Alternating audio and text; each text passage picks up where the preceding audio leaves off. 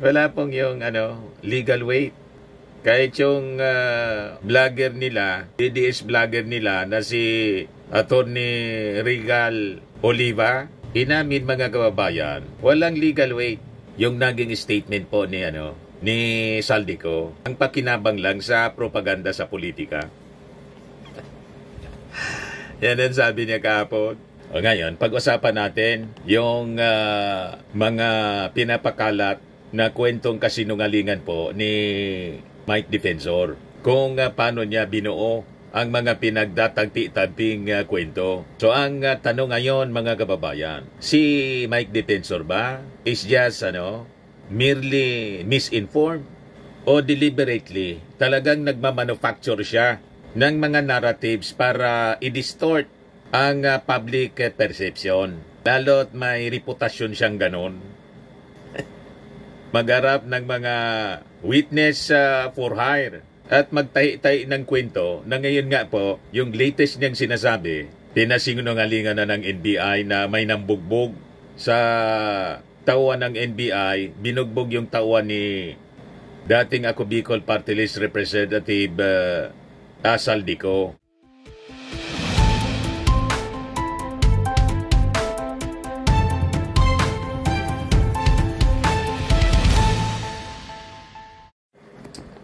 Hello po mga kababayan, si Dante Marapillas. O yung hero ng mga DDS mga kababayan, pumunta rin doon sa EDSA.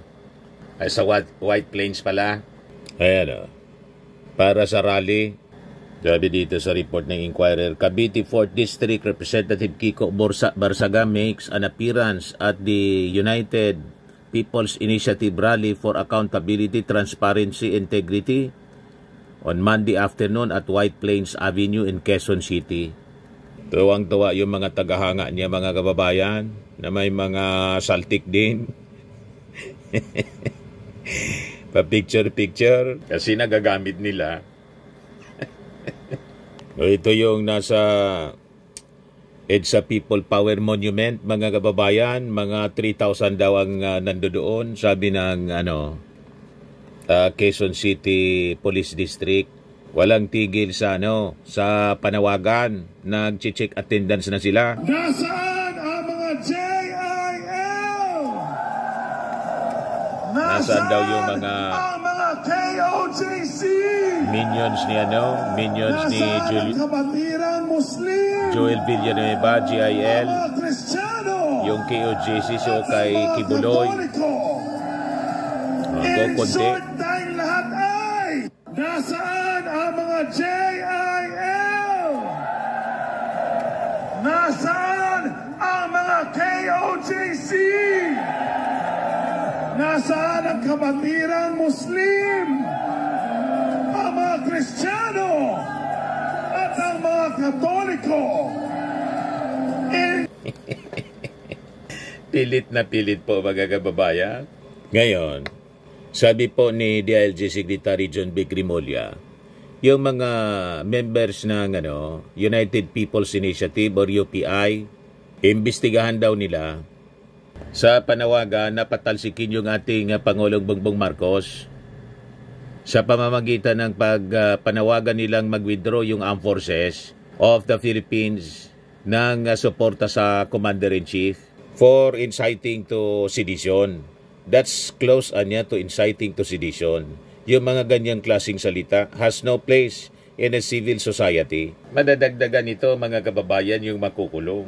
Other than yung mga iniimbestiga na mga senador, congressman, DPW sa officials at contractors na sangkot po sa flood control anomalies. Kasama nitong makukulong itong mga inciting to sedition. O di ba? Baka kasama sila sa magpasko na sa loob ng kulungan. Mabuti naman po para mabigyan ng disiplina. Tumino itong mga taong ito na walang tigil po sa panggugulo. O ngayon, nag-react na rin po yung National Bureau of Investigation na ina-accuse po ni Mike Defensor na binugbog daw po ng NBI personnel yung tauhan ni dating Ako Bicol Party List Representative Saldico. Yan yung kwento po bagong pinapakalat na kasinungalingan ni Mike Defensor. Ito yung mga pinapakalat na kasinungalingan po ni Mike Defensor. Pakinggan ninyo. Hindi ko siya alam. Hindi na siya pinoprotektahan. Illegally detained na siya. Illegally Si Gutesa daw. Ang pamilya niya, ngayon lang araw tumakas. Kasi pinapalibutan na. Matapos magsalita ni Saldico na totoo yung sinabi ni Gutesa. Si Paul Estrada at yung asawa nabugbog dahil gusto na mag-witness. Ngayon, dinala ng Chile. Ang sabi ng babae, meron daw mga katungkulan. Yung mga nagbabantay. Ang sabi pa nga, NBI. Paano kang lalabas kung ganito ang sitwasyon? Na ang mismong kalaban mo, ang puwersa ng armado ng estado ng gobyerno. Hindi ko sinasabi mo sa mga pulis. Sigurado ko mga pulis, galit na rin sa nangyaring nakawan. Pero may mga ilang sangay o individual na gamit sila para patahimikin at kitilin itong ganitong pagsasalita sa katotohanan. Magsalita mo na siya, ipanotaryo niya. Dahil pag dinotaryo niya, hindi naman niya kailangan umuwi eh. Sa tamang panahon, pag talagang maayos na, pwede siyang umuwi. Pero sa ngayon, hindi pa siya nakanotaryo, wala pang malinaw na, hindi pa naayos yung ebidensya, papatayin siya. Pero siyempre, naniniwala ba kayo sa mga pasabog ni Naniniwala ko 1,000% kasi sila magkakasama. Si Saldico, pinili nila yon. Hindi ka pwede maging Committee on Appropriations Chairman ng Kongreso kung hindi pumayag ang Pangulo. Pinili yan ni Martin Romualdez, pinili ng Pangulo at ibinoto nila. Maski naman ang Speaker hindi ka magiging Speaker kung hindi ka kakampi ng Presidente. Ngayon, 3 taon, sinindikato nila yung pondo. Nung una, pinoproteksyonan nila si Saldi. Diba? Nung una, sinasabi lang, walang nakawan.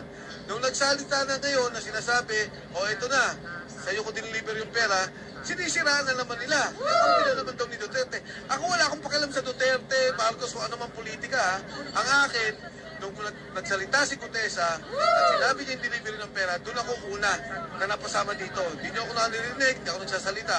At ito lalo na lumabas si Saldico, naniniwala na talaga ako na yung koneksyon ng lahat na malinaw, na pamamalakad ng pagnanakaw dito sa ating bansa. Ito yung sagot mga kababayan ni NBI OIC Director Lito Magno sa aligasyon ni Mike Defensor na binugbog ng ilang taga-NBI daw yung tauhan ni Saldico. Pakinggan natin mga kababayan. Si Mr. Estrada o yung aide dati ni former Congressman Saldico ay tinakas daw o pinatakas at binigyan pa ng peking passport at allegedly ay ginulpi din ng NBI o sinaktan according to former Congressman Mike Defensor. Tinatanggi po natin yan. Walang katotohanan yung mga bagay. Wala ho tayong dinidetain ng mga ganyan pangal. Wala ho tayong record. In fact, ongoing investigation natin dito sa mga issue na ito. No? At again, inuulit natin, wala tayong nakitang any medical records o na nagpapatunay. Na lahat lang kwento ni Mike Defensor. Nabanggit na si Mr. Estrada o yung aide dati ni former Congressman Saldico ay tinakas daw o pinatakas at binigyan pa ng peking passport at allegedly ay ginulpi din ng NBI o sinaktan according to former Congressman Mike Defensor.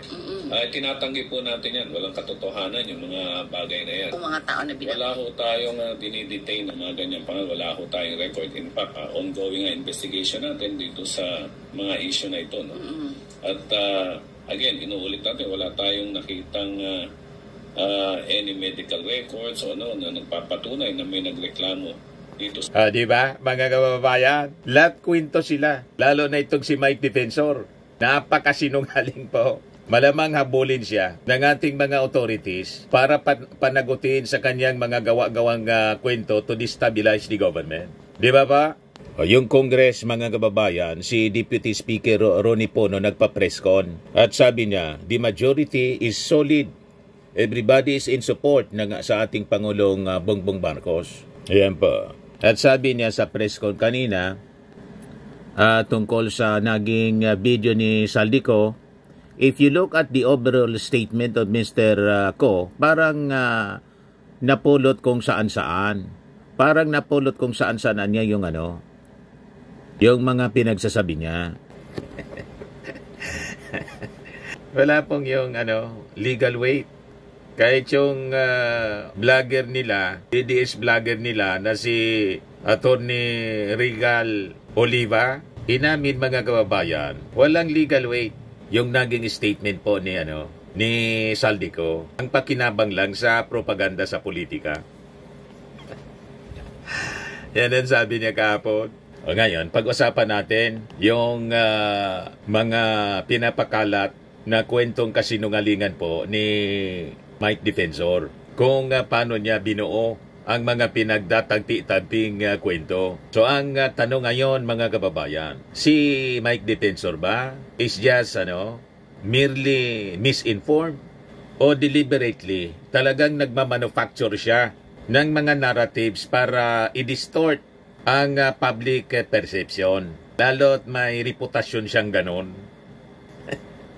Magharap ng mga witness for hire at magtahi-tahi ng kwento na ngayon nga po, yung latest niyang sinasabi, pinasinungalingan na ng NBI na may nambugbog sa tauhan ng NBI, binugbog yung tauhan ni dating Ako Bicol Party List Representative Saldico. So, unahin natin mga kababayan yung unang naging kwentong kutsero ni Mike Defensor. Nasabi ni Mike Defensor, si Gutesa daw nasa marine custody. That is a big lie. Kasi mismo yung armed forces, yung Philippine Navy, sinabi ng Philippine Navy po, walaan niya sa amin, never na pumunta sa amin, or nag-seek ng custody. Sinapalpalagan po si Mike Defensor. Yan po.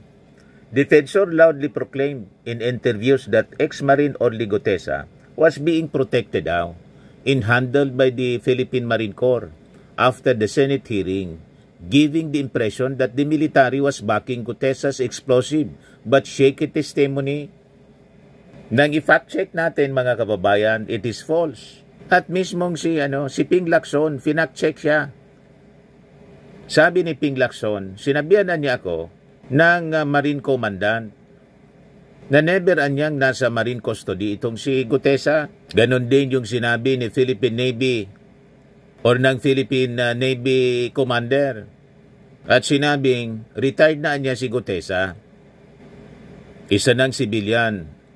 Therefore, the military has no role sa kanyang galaw. Andali po na matunaw yung mga kwentong kutsero po ni Mike Defensor. Yan ang report ng ng Philippine Daily Inquirer. October 30, 2025. Sabi ng Philippine Navy spokesperson na si Captain Marisa Martinez, it must be made clear that Mr. Orly Regala Gutesa is not under the protection of the Philippine Marine Corps, which has no involvement in his personal affairs. Tapos ngayon, may bagong kwento kahapon, may bagong kwento si Mike Defensor. Ngayong tauhan daw ni Saldico na si John Paul Estrada, pati yung kanyang asawa, binugbog ng tauhan ng NBI at saka inilipad pa Chile. Binigyan daw ng fake passports para makalabas ng bansa to prevent Estrada from testifying on the flood control scandal issue. At si Gutesa daw, hawak pa rin ngayon, hostage na. Hindi na under protection, kundi in-hostage na daw. Ng Philippine Marines, ganun ang kwento. Ganun kaseryoso ang mga aligasyon mga kababayan ni Mike Defensor. Malamang makasuhan po ng inciting to sedition at saka pagpapakalat ng fake news. Di ba, mga kababayan?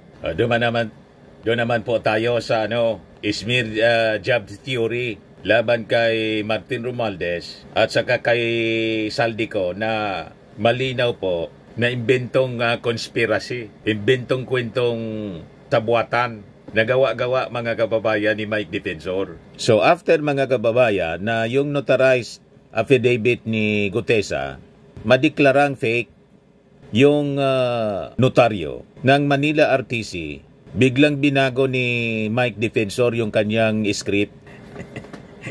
Biglang binago yung kanyang script. Sabi ni Mike Defensor, yung pag-disown niya ng notarial signature, partian niya ito ng smear job allegedly orchestrated by Martin Romualdez pagkatapos ni Saldico. Paano man po yun magiging smear job nang nagdeklara po na falsifikado yung notaryo, yung Manila RTC. Di ba po? So, imbes na sagutin niya, i-address niya kung bakit na-found out na falsifikado yung signature, nag-akusa itong si Mike Defensor na punersa niya yung abogado. Isang claim, mga kababayan, na wala mang anumang ebidensya, walang affidavit, no witness, as in nothing. Kwento lang niya.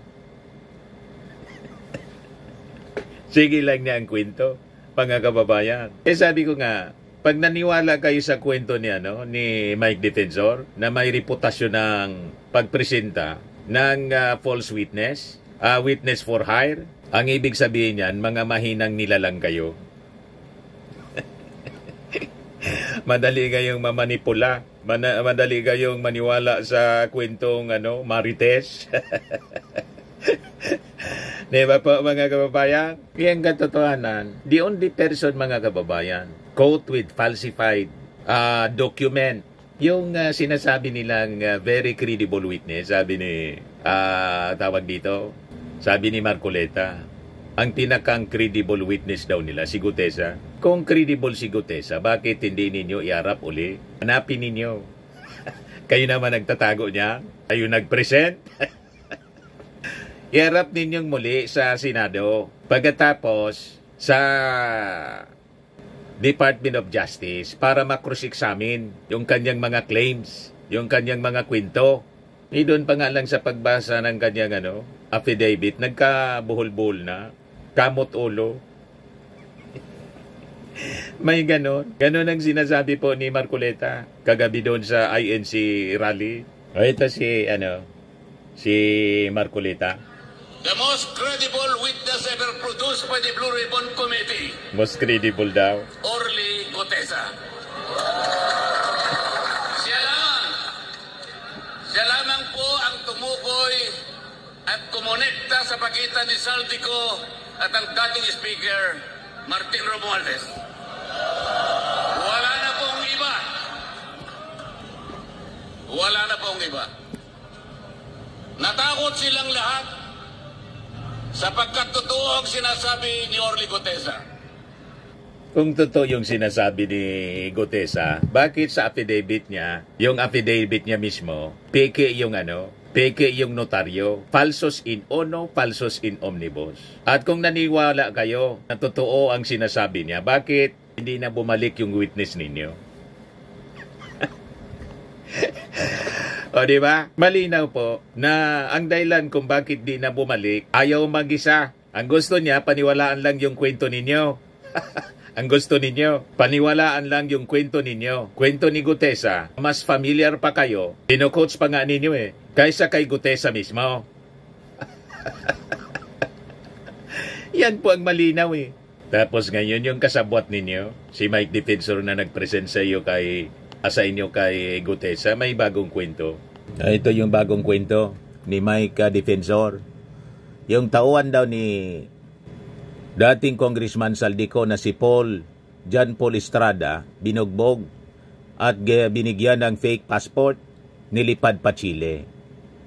So ito pong itong kwento ni Mike Defensor, latest allegation is straight out of a telenovela. Sabi niya, si Estrada at yung asawa allegedly beaten up, allegedly detained by the NBI personnel, allegedly given fake passport, allegedly flown to Chile, allegedly to prevent testimony.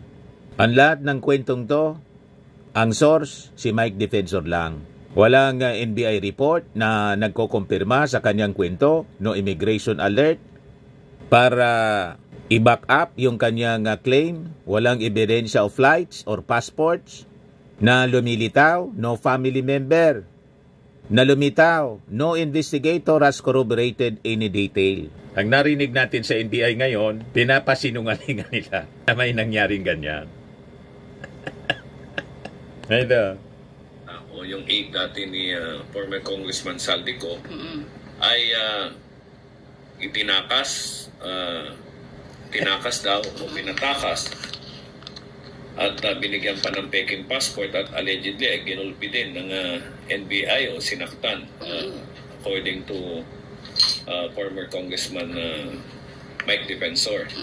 Tinatanggi po natin yan. Walang katotohanan yung mga bagay na yan. Mga tao na Bokya na naman po. Dinidetain ng mga ganyan pa. Wala ho tayong record. In fact, ongoing investigation natin dito sa mga issue na ito. No? At again, inuulit natin, wala tayong nakitang any medical records o na nagpapatunay na lahat lang kwento ni Mike Defensor. Sa amin, nabanggit. Ang gusto nilang mangyari, lahat ng kwento nila paniwalaan natin. Walang backup. Parang yung kwento ni Pusit. Sige lang pa-interview. Pero ayaw ma-cross-examine mga kababayan. Ayaw matanong. Anong klase mga tao ito? Di ba po, mga kababayan? So ito mga style ni Mike Defensor. Ito man talaga yung expertise niya. Magtay-tay ng kwento. May history siya na ganyan. Ganyan ang kanyang reputasyon talaga. Hindi na siya bago, mga kababayan. During the pandemic, Defensor loudly accused the city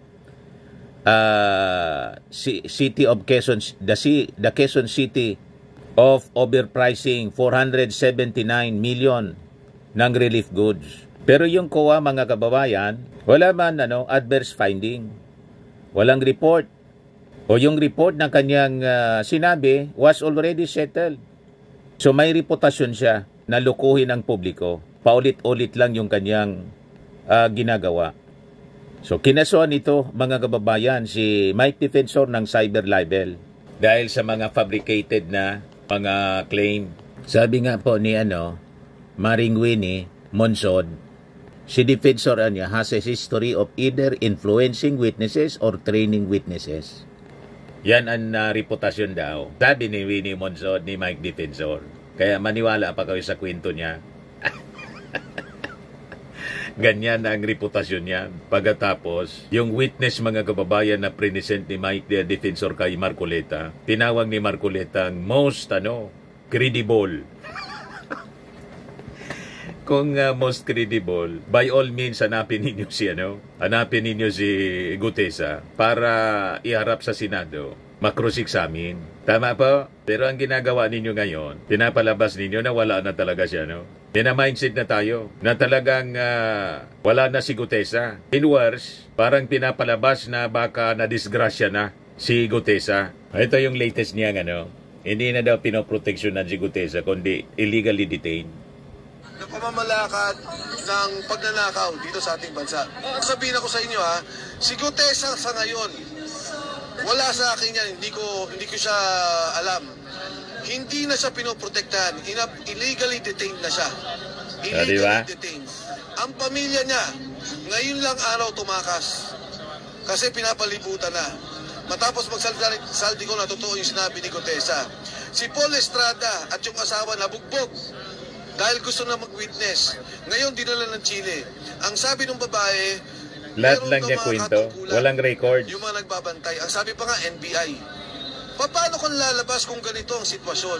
Na ang mismong kalaban mo, ang puwersa ng armado ng estado ng gobyerno. Hindi ko alam ni Yossi. Tapos si Yossi Castro, tapos yung DDS na si Malo Tiquia, nagkasagutan po sa interview, pakinggan natin. Tungkol kay Gutesa ito, nag-aanapan.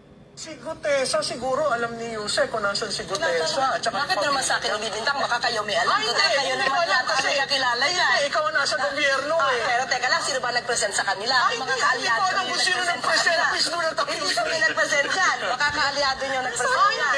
Ayan ang propaganda. Biro mo ang assertion mo. Lahat sinungaling ko. Ba't mo hinahanap sa akin? Baka alam mo. Pagkaalyado ng mga Duterte, mga sinungaling. Never mind. I respect this show. I do not want to go to the gutter. Don't start kasi. You're putting something to me. But you are representing government. But still, bakit ko malalaman? Hindi ako nag-present dyan. Bakit mo sa akin You ipapatungkol can sa akin always say malamang it alam in a ko? very nice way without You don't have to insulting start. people. Hinahanap ni Malutiqueya kay Yusek. You don't have to start. Ito po, let's ask Tama po siya, no? At mo ano hanapin sa akin? Ikayo ang may alam niyan. Mga kalyado ni Malutiqueya nag-secure kay Gutesa. Pagkatapos, hanapin mo kay, kay Yusek Castro kung hindi may mga tama talaga po sa...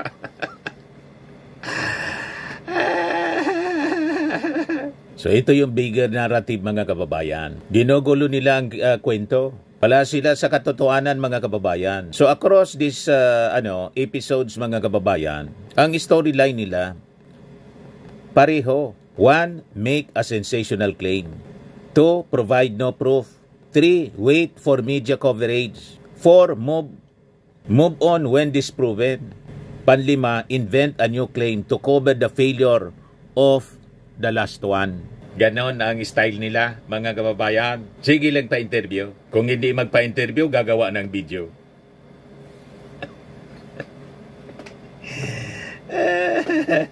Kanina, may bagong video siya, si Sara Duterte, hoping, mga kababayan, na kakagatin ng mga mamamayang Pilipino. Wala nang interesado po. Kasi nga po, sabi nga dito sa amin, sunado na sinungaling. Proven na paulit-ulit, mga kababayan, ang mga pinapakalat nilang kasinungalingan. Di ba? Sabi ni Congressman Pono, yung video daw ni Saldico, parang napulot lang kung saan-saan. Yan, sabi niya, ni House Deputy Speaker Ronaldo Pono. So, wag po tayong paguguyo sa kanila pong mga pinapakalat na marites na kwento para gatungan ang damdamin ng mga tao. Pag nagpabiktima kayo sa ganyan, kawawa ang Pilipinas. Tama po.